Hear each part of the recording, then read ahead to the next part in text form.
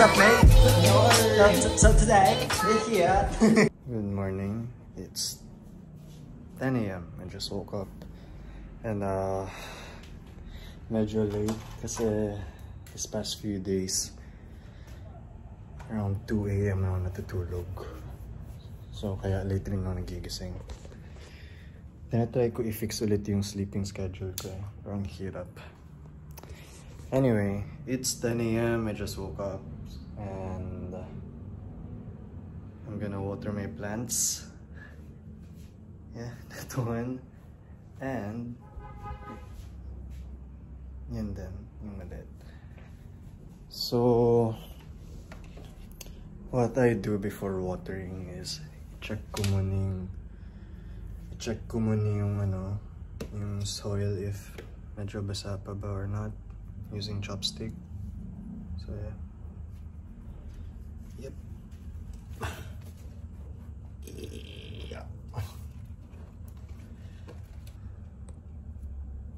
Yeah, medyo basa pa siya, dahon. So this one,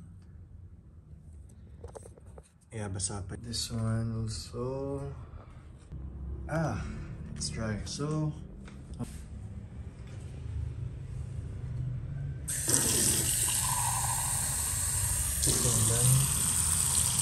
this is my lucky bomb. Nahayaan ko lang sila. Tapos nung napansin ko na matay na yung... So if you notice this plant, doesn't look that good kasi ako lang to sa labas and napansin ko yung leaves niya. Ang dami ng nag-brown na yung dulo niya. Ang dami niyan, kinut off ko lang. Like ganito na yung mga dulo niya. And ibig sabihin kasi niyan is kulang siya sa shade. So yun, kaya ko siya kinuha, nilagay ko siya sa room kasi I feel like I'm officially a plantito now. And bibili ako ng terrarium today. Maliit lang siya. And I want to buy one kasi gusto ko siya ilagay here sa workplace ko. Para while working, pinapanood ko sila. And it makes me happy. For my breakfast, chicken wrap. And yan, century tuna with egg. And yung pancit na with sardines. This one is for my brother. Yep. Not sure if this is or not.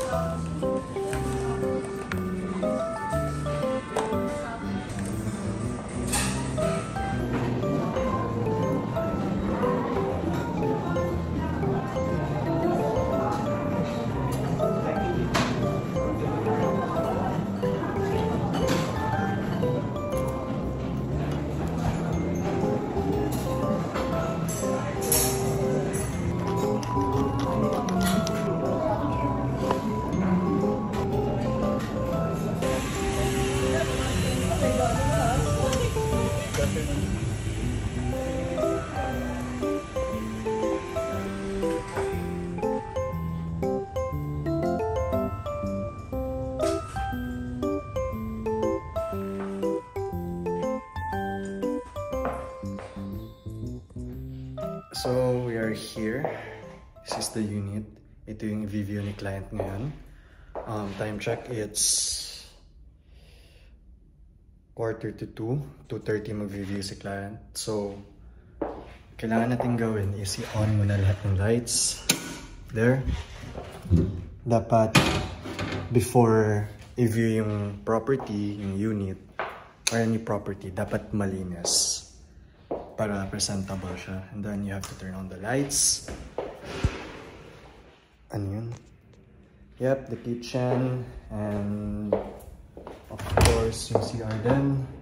Naka na. And make sure na close lagi yan. Okay, and you have to turn the aircon on para hindi mainitan si client. And yeah. So after here, maybe pupunta ako dun sa unit ng friend ko. Dito lang din sa Lincoln Tower. So, a lot of you were asking if how I manage my time. Like, paano ko ipagsabay yung real estate, yung showbiz, and pagiging content creator ko.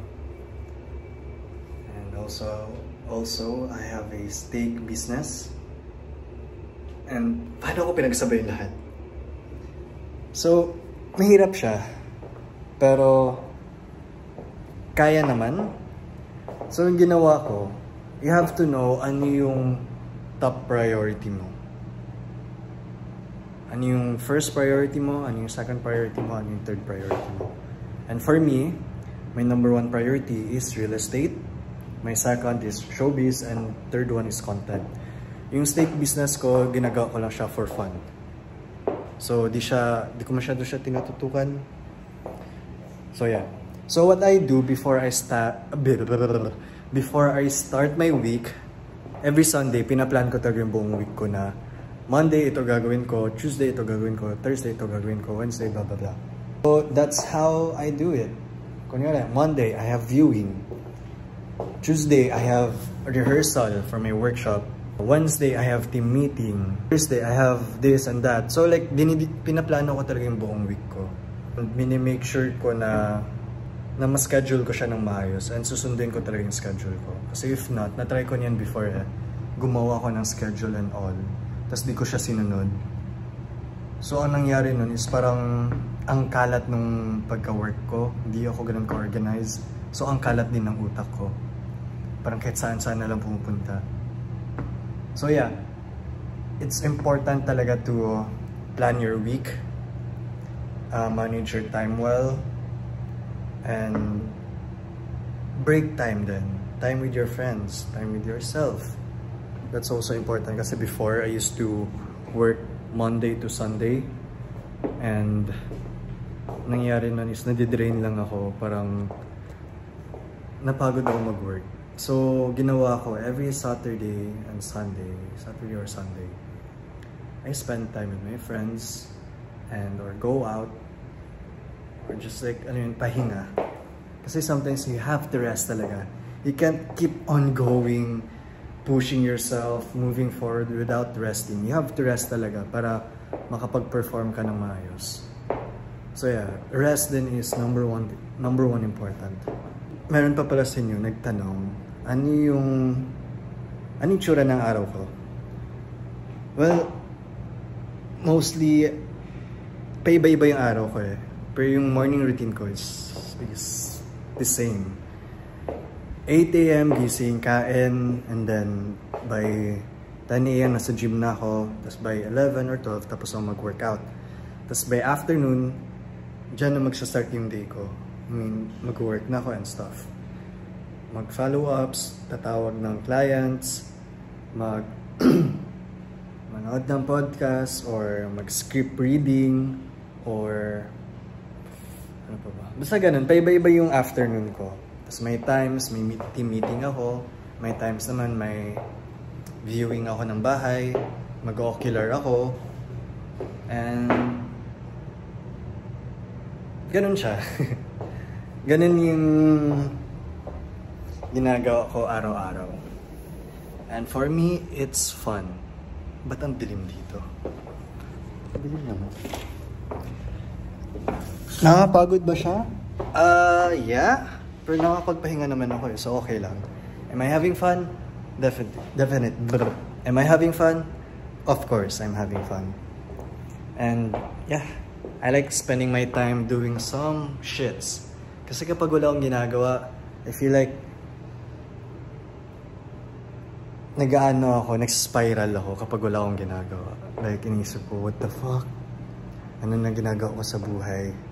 But, wala akong ginagawa today. So, ganun yung utak ko kapag wala akong ginagawa. Anyway, tumatawag yung client ko. Bye!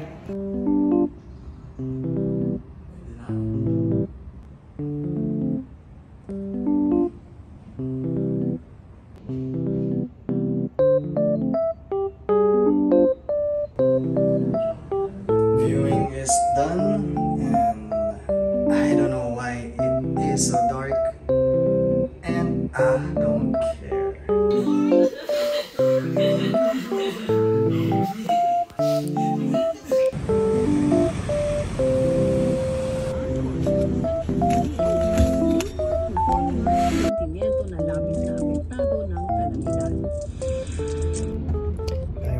It's 5:22 and yeah, natapos na rin ako sa viewing and nagustuhan naman ni client yung condo. Yung problem niya lang is the view, but I told her na mas okay yung view kasi sa kabila. So hopefully mga gusto niya, bibili niya. And right after that, I went to my friend's unit. Dun din siya, Lincoln Tower. So yeah, nanood kami ng Adventure Time and all. Yeah.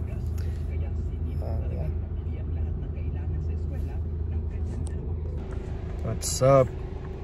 Katapos na namin mag-workout and nakalimutan ko mag-video. Sorry. So we did shoulders, chest, and triceps. Tapos nag-full abs na rin kami. Tapos tomorrow, leg day. Parang feeling ko sa abs. Minsan na rin kasi tayo nag-abs. Tama. Unlike before, no? Mas consistent yung abs natin. Ngayon bira na. Hindi ko nga parang sa every 2 weeks once lang tayo. Gago ako rin. Like once na lang nakapag-legs. Gusto ko bumawa sa legs. Kaya gusto ko mag-legs bukas. Like sa gym talaga mismo.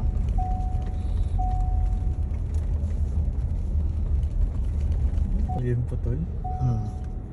Lagi nang tayo nag-game. Ewan ko, really go sa lempo man. Lalo na sandoks. Ang sarap ng lempo nila, gago. Sarado na po yun. Ay putang ina, sarado pala dito. Doon sa kabila. Doon lang sa kabila open. Oo nga no, sarado na rin doon. Sabay. Saan ka ba? Yung sa taas. Kaya pawis na ako. Kumain ka na? Hindi pa. Kain tayo after? Hindi ko lang. Yeah.